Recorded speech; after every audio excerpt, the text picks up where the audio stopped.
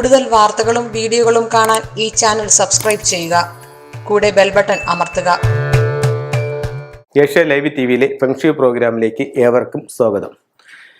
നമുക്ക് ഒരു വീടിനെ സംബന്ധിച്ചിടത്തോളം 8 ദിക്കുകളുണ്ട്. 4 ദിക്കും 4 മൂലകളും. അത് ഈസ്റ്റ്, കിഴക്ക് ഭാഗം, വെസ്റ്റ്, സൗത്ത്, നോർത്ത്, ഇത് 4 ദിക്കുകളാണ്. മൂലകൾ എന്ന് പറയുമ്പോഴത്തേക്ക് തെക്ക് പടിഞ്ഞാറ്, തെക്ക് പടിഞ്ഞാറ്, വടക്ക് പടിഞ്ഞാറ്, വടക്ക് കിഴക്ക്, തെക്ക് കിഴക്ക്, ഇങ്ങനെയാണ് മൊത്തത്തിൽ 8 ദിക്കുകൾ വരുന്നത്. ഇതിൽ ഓരോ ദിക്കുകളും ഓരോ സൗഭാഗ്യങ്ങളാണ്. ഒരു വീടിനെ സംബന്ധിച്ചിടത്തോളം ഏതൊരു ദിക്ക് മലിനപ്പെട്ടു പോകുന്നു അല്ലെങ്കിൽ നഷ്ടപ്പെട്ടു പോകുന്നു, ആ ദിക്കിന്റെ സൗഭാഗ്യം വീട്ടിൽ കുറഞ്ഞു പോകും. ഇപ്പൊ നമ്മൾ ഒരു വീടെടുത്തിട്ട് വീടിന്റെ 8 ദിക്കുകളും മാർക്ക് ചെയ്തു. സൗത്തായി, നോർത്ത്, വെസ്റ്റ്, ഈസ്റ്റ്. അടുത്ത 4 മൂലകൾ south west, north west, north east, south east, ഇങ്ങനെയാണ് 8 ദിക്കുകൾ വരുന്നത്. ഇതിൽ ഏറ്റവും പ്രാധാന്യമുള്ളൊരു ദിക്കെന്ന് പറയുന്നത് തെക്ക് പടിഞ്ഞാറ്.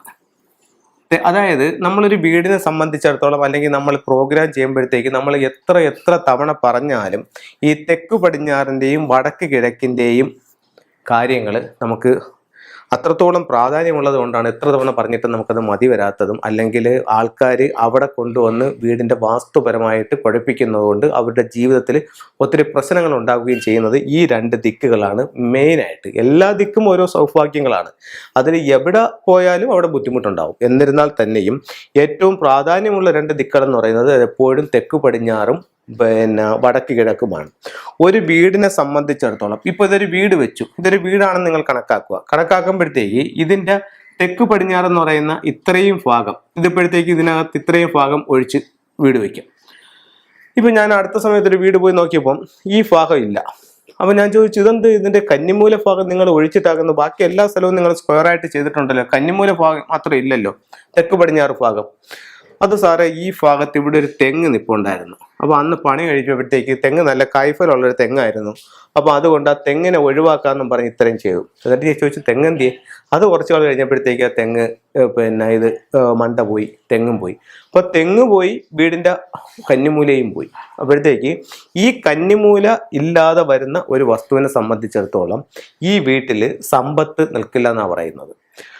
അതുപോലെ തന്നെയാണ് ഈ കന്നിമൂല കുഴിഞ്ഞു കിടക്കുന്നത്. കന്നിമൂല കുഴിഞ്ഞു കിടന്നാലും ആ വസ്തു കൊള്ളത്തില്ല. നമ്മളൊരു പുതിയ വസ്തു വാങ്ങി, ചില വസ്തുവൊക്കെ ചെല്ലുമ്പോഴത്തേക്കെന്ന് പറഞ്ഞാൽ നമുക്ക് എത്ര കറക്റ്റ് ചെയ്താലും അത് എടുക്കാൻ പറ്റാത്ത രീതിയിൽ കന്നിമൂല താന്നു കിടക്കുന്ന ഭൂമികളുണ്ട്. അങ്ങനെയുള്ള ഭൂമി നിങ്ങൾ പുതുതായിട്ട് വാങ്ങിക്കാൻ പോവുകയാണെന്നുണ്ടെങ്കിൽ അത് എടുക്കാത്തതാണ് ഏറ്റവും നല്ലത്. അതല്ല, നമുക്ക് ചെറിയ ഇതൊക്കെ ഉള്ള കന്നിമൂല ഉയർത്തിയെടുത്ത് കേൾക്കാൻ പറ്റുന്ന ഭൂമിയാണെങ്കിൽ വാങ്ങിക്കാം. ചിലതെന്ന് പറഞ്ഞാൽ എത്ര ചെയ്തെടുത്താലും ഈശാന്യം പൊങ്ങിയും കന്നി താന്നു കിടക്കും. അങ്ങനെയുള്ള ഭൂമികൾ എടുക്കാത്തതാണ്. കന്നിമൂല താന്നു കിടക്കുന്ന ഭൂമി എന്ന് പറയുമ്പോഴത്തേക്കും ഫെങ്ഷുവി പ്രകാരം തെക്ക് പടിഞ്ഞാറ് വീട്ടിലെ ഗൃഹനാഥയാണ് സൂചിപ്പിക്കുന്നത്. അപ്പോൾ തെക്ക് പടിഞ്ഞാറ് ഭാഗത്തൊരു ദോഷം വന്നു കഴിഞ്ഞാൽ അത് ഗൃഹനാഥയെ ബാധിക്കും. ഗൃഹനാഥയ്ക്ക് ഫെങ്ഷുവി പ്രകാരം പറയുകയാണെങ്കിൽ ആരോഗ്യ സംബന്ധമായിട്ടുള്ള പ്രശ്നങ്ങൾ, അത് കഴിഞ്ഞിട്ട് ഭാര്യ ഭർത്താവും തമ്മിലുള്ള അഭിപ്രായ വ്യത്യാസങ്ങൾ, മക്കളുടെ വിവാഹത്തിനായിട്ട് പോകുമ്പോഴത്തേക്ക് വിവാഹ സംബന്ധമായിട്ടുള്ള തടസ്സങ്ങൾ എന്നീ കാര്യങ്ങൾ വീടിൻ്റെ തെക്ക് പടിഞ്ഞാറ് കന്നിമൂലയുമായി ബന്ധപ്പെട്ട് നിൽക്കുന്നുണ്ട്. വീടിന് ഒരു കന്നിമൂലയുണ്ട്, വസ്തുവിനും ഒരു കന്നിമൂലയുണ്ട്. ഇത് രണ്ടും നമ്മൾ കണക്കാക്കേണ്ടതുണ്ട്. ഇടയ്ക്ക് ഒരാൾ എന്നോട് ചോദിച്ചു, ഇവിടെ കന്നിമൂല ഈശാന കോണം എന്ന് പറയുമ്പോൾ വടക്ക് കിഴക്ക് ഭാഗം ഇവിടെയല്ലേ, പിന്നെ വസ്തുവിൽ അത് ബാധിക്കുമെന്ന്? വസ്തുവിലും ബാധിക്കും, വീട്ടിലും ബാധിക്കും. 2 സ്ഥലത്തും ആ ഒരു ദിക്കുകൾ ഉണ്ട്. അപ്പൊ അല്ലെന്നുണ്ടെങ്കിൽ എന്തുകൊണ്ട് നമുക്ക് ഈശാന കോണിൽ കിണർ വെട്ടാൻ പറയുന്നു? അതല്ലെന്നുണ്ടെങ്കിൽ കന്നിമൂല ഭാഗത്തൂടെ ടോയ്ലറ്റ് വെക്കാൻ പറയുന്നു. ഇവിടെ വീട്ടിനകത്ത് കന്നിമൂല ടോയ്ലറ്റ് വെക്കാൻ പാടില്ല, വീട്ടിന്റെ പുറത്തും കന്നിമൂല ടോയ്ലറ്റ് ആയിക്കോടെന്ന് പറയുന്നു. അപ്പം എന്തായാലും ഉറപ്പായിട്ടും വസ്തുവിനും വീടിനും ആ മൂലകളുണ്ട്. അപ്പോൾ അത് വളരെ ശ്രദ്ധിക്കേണ്ട ഒരു കാര്യമാണ്. അതുപോലെ പിന്നെ കന്നിമൂല ശ്രദ്ധിക്കേണ്ട ഒരു കാര്യം എന്ന് പറഞ്ഞാൽ കന്നിമൂല ഒരു കാരണവശാലും കുഴിയാൻ പാടില്ല. അപ്പോൾ ഇവിടെ കന്നിമൂല വസ്തുവൊക്കെ ഉയർന്നു നിൽക്കുക തന്നെ, പക്ഷെ ഇവിടെ കൊണ്ടുവന്നൊരു സെപ്റ്റിക് ടാങ്ക് പണിഞ്ഞിട്ടുണ്ടെങ്കിലോ അവിടെ കുഴിയായില്ലേ? അപ്പോഴത്തേക്ക് സെപ്റ്റിക് ടാങ്ക് പണിഞ്ഞിട്ട് അവിടെ ഒരു സ്ലാബ് ഇട്ട് മൂടിയിരിക്കുകയാണ്, എന്നാലും അവിടുത്തെ കുഴി പോലെ തന്നെയാണല്ലോ കിടക്കുന്നത്. അപ്പൊ തെക്ക് പടിഞ്ഞാറ് ഭാഗത്ത് യാതൊരു തരത്തിലുള്ള കുഴിയും പാടില്ല. പിന്നെ ആൾക്കാർ ചോദിക്കുന്ന ഒരു ചോദ്യം എന്ന് പറഞ്ഞു കഴിഞ്ഞാൽ, ഞാനൊരു വീട് വെക്കുന്നു, എൻ്റെ സെപ്റ്റിക് ടാങ്കിന്റെ പൈപ്പ് ഈ കന്നിമൂല വഴി പോകുന്നതുകൊണ്ട് ദോഷമുണ്ടോ എന്ന് ചോദിക്കുന്ന ആൾക്കാരുണ്ട്. അതുകൊണ്ട് ദോഷമല്ല, കന്നിമൂല വഴി പോകുന്നതുകൊണ്ട് ദോഷമല്ല. പക്ഷെ കന്നിമൂല ഭാഗത്ത് ഒരു കുഴിയോ ഒന്നും വരാൻ പാടില്ല. അടുത്തത് കന്നിമൂലയെ സംബന്ധിച്ച് പറയുന്ന വേറൊരു കാര്യം എന്ന് പറഞ്ഞു കഴിഞ്ഞാൽ, നമുക്ക് ഒരു വീട് പണിയുന്നു. വീട് പണിയുമ്പോഴത്തേക്കെന്ന് പറഞ്ഞു കഴിഞ്ഞാൽ അതിൻ്റെ വാട്ടർ ടാങ്ക് എവിടെ വെക്കാമെന്ന് ചോദിക്കുമ്പോഴത്തേക്ക് വാട്ടർ ടാങ്ക് കന്നിമൂല വെക്കാമെന്ന് പറയുന്നുണ്ട്. അത് കന്നിമൂലയിൽ വെള്ളം പാടില്ലെന്നല്ലേ പറയുന്നത്. അപ്പോഴത്തേക്ക് എങ്ങനെ വാട്ടർ ടാങ്ക് കന്നിമൂല വരും? പക്ഷേ വസ്തുവിൽ താഴെ വെള്ളം പാടില്ല. അതേസമയം വീടിൻ്റെ ഉയരത്തിൽ കന്നിമൂല ഭാഗത്ത് വെയിറ്റ് കയറ്റി ഇരിക്കുന്നത് വീടിന് ഒത്തിരി വാസ്തുപരമായിട്ടുള്ള അഭിവൃദ്ധി ഉണ്ടാക്കാനാണ്. ഈ തെക്ക് പടിഞ്ഞാറ് ഭാഗം വെയിറ്റ് കയറ്റുകയും അവിടെ ഉയർത്തുകയും ചെയ്യാനായിട്ടാണ് അവിടെ നമ്മൾ വാട്ടർ ടാങ്ക് പണിയുന്നത്. അങ്ങനെ പണിയുന്നത് വളരെ വളരെ ഉത്തമമായിട്ട് ഫെങ്ഷുയിൽ കണക്കാക്കുന്നുണ്ട്. ഫെങ്ഷുയിൽ വാസ്തുവിലൊക്കെ അത് കണക്കാക്കുന്നുണ്ട്. അപ്പോൾ തെക്ക് പടിഞ്ഞാറ് ഭാഗം ഉയർന്നു നിൽക്കണം, അവിടെ ഭാരം കയറി നിൽക്കണം.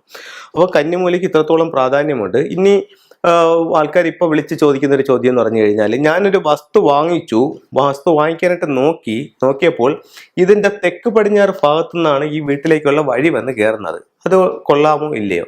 തെക്ക് പടിഞ്ഞാറ് ഭാഗത്തുള്ള വഴി നല്ലതല്ല. തെക്ക് പടിഞ്ഞാറ് ഭാഗത്തൊരു വഴി വന്നു കഴിഞ്ഞാൽ ഈ വീട്ടിൽ സമ്പത്ത് നിൽക്കില്ല. തെക്ക് പടിഞ്ഞാറ് ഇറങ്ങിപ്പോക്ക് കയറി വരൊക്കെ നല്ലതല്ല. കാർ പോർച്ചും ഈ ഭാഗത്ത് നല്ലതല്ല. ഈ ഭാഗത്ത് മൊത്തത്തിൽ വീടെടുക്കുമ്പോൾ ഇവിടെ ഓപ്പണായിട്ട് കിടക്കാൻ പാടില്ല, ഇവിടെ സിറ്റ് ഔട്ട് പാടില്ല, ഇവിടെ പ്രധാന വാതിൽ പാടില്ല. അപ്പോൾ തെക്ക് പടിഞ്ഞാറ് ഇത്തരം കാര്യങ്ങൾ ശ്രദ്ധിക്കുക. തെക്ക് പടിഞ്ഞാറ് കുഴിഞ്ഞു കിടക്കുന്ന ഭൂമി വളരെ മോശമായിട്ടുള്ള അനുഭവങ്ങൾ ജീവിതത്തിലേക്ക് ഉണ്ടാക്കും. അപ്പോൾ അത്തരത്തിലുള്ള കാര്യങ്ങളെല്ലാം ശ്രദ്ധിച്ച് നല്ലൊരു ഭൂമി തിരഞ്ഞെടുത്ത് നല്ലൊരു വാസ്തുപ്രകാരമുള്ള വീട് വെച്ച് എല്ലാ ഐശ്വര്യങ്ങളും കൂടി നിങ്ങൾക്ക് കഴിയാൻ സാധിക്കട്ടെ എന്ന് പ്രാർത്ഥിച്ചുകൊണ്ട് നിർത്തുന്നു. നന്ദി, നമസ്കാരം.